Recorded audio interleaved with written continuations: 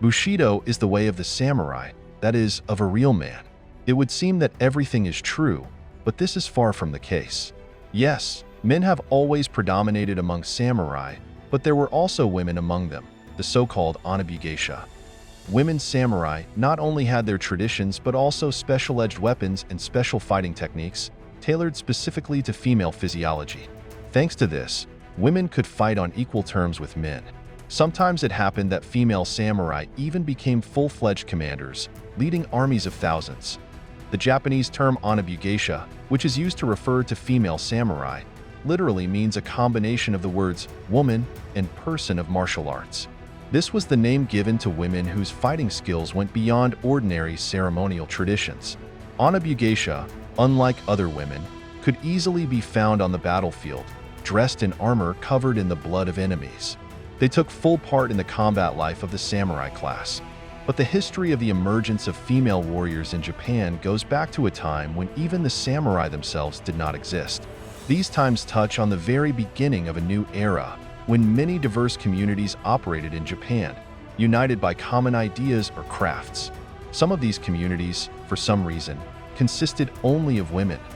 That time was turbulent. Robbers roamed the roads, and soldiers of local rulers rampaged through the cities.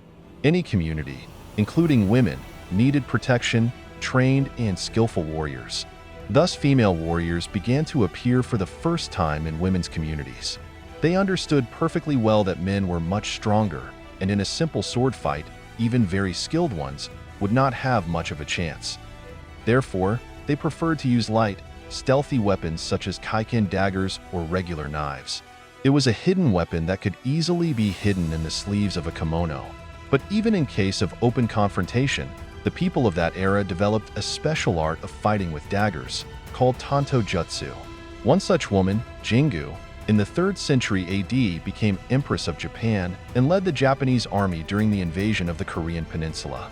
However, such warriors remained a rarity, especially against the backdrop of the gradually emerging samurai class, whose unspoken etiquette required women to be meek and gentle and leave the battlefield to men.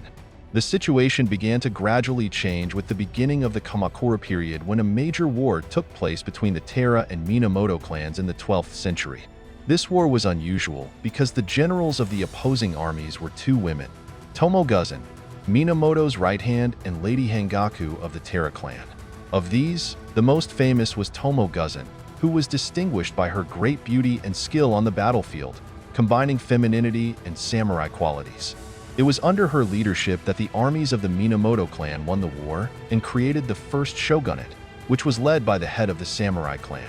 Gozen's fame was so great that it managed to break the age-old stereotypes about women's place in society. And it is with her that the story of Onna-Bugeisha, a female samurai, begins. Ultimately, this led to the fact that already in the subsequent Sengoku period, female samurai became a common and familiar phenomenon. Inspired by the courage of Tomoe Gozen, they performed amazing feats. So among them was the woman Yashitoki Murini, who raised the people's militia in the battle with the Shimazu clan in 1585. Ohori Tsurahime is called the Japanese Joan of Arc. In 1534, troops under the command of Tsurahime turned the island of Shikoku into an impregnable fortress and defeated the samurai from the Aoki clan several times. One can also recall Akai Teruko, nicknamed the strongest and most beautiful woman of the era of the warring provinces. With an army of 3,000, she led the defense of Kaneyama Castle from the significantly superior forces of the Hojo clan for a year and a half, achieving a beneficial truce for herself. During the Sengoku period, female units began to appear as part of the samurai army.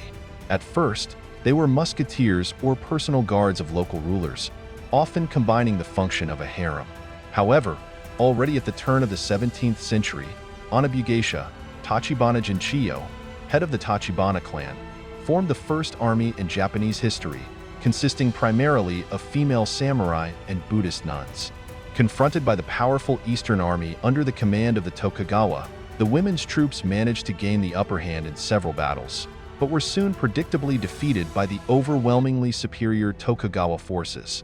As can be seen from these events and the people who stood behind them, it was during the Sengoku period that the formation of the class of female samurai took place. They occupy many leadership positions in the samurai hierarchy. Special schools were created where women are taught combat skills and command of troops on the battlefield. Unique types of bladed weapons are created and adapted for a woman's hand. The most popular of these was the naginata, something between a standard katana and a spear. However, such success was temporary. The Sengoku period ended with the victory of the Tokugawa and the creation of a new shogunate, whose power extended over almost all of Japan. This time in Japanese history is called the Edo period. Regular wars between clans came to naught, and at the same time, the tasks of the samurai changed. For the most part, they were no longer warriors, but bureaucrats who devoted themselves to running the state. This means that the role of female samurai, who in peacetime mastered domestic professions and showed obedience to men in everything, also came to naught. The ultimate dream for women who wanted a different fate were schools of kenjutsu, Japanese fencing. We can say that it was on such a sad note that the story of Onna-Bugeisha, the female samurai, ended. In the mid-19th century, the Boshin War would occur between the Tokugawa shogun and supporters of the restoration of imperial power. The consequences of this war will be disappointing for the samurai. Their entire class, including Onna-Bugeisha, will be destroyed, and the banners of the Empire of the Rising Sun will flare over the ruins of the losing shogunate. Thanks to everyone who watched this video to the end. To find out about the latest releases, you just need to subscribe to the channel and click on the bell. Also leave your thoughts in the comments and give it a thumbs up. See you soon.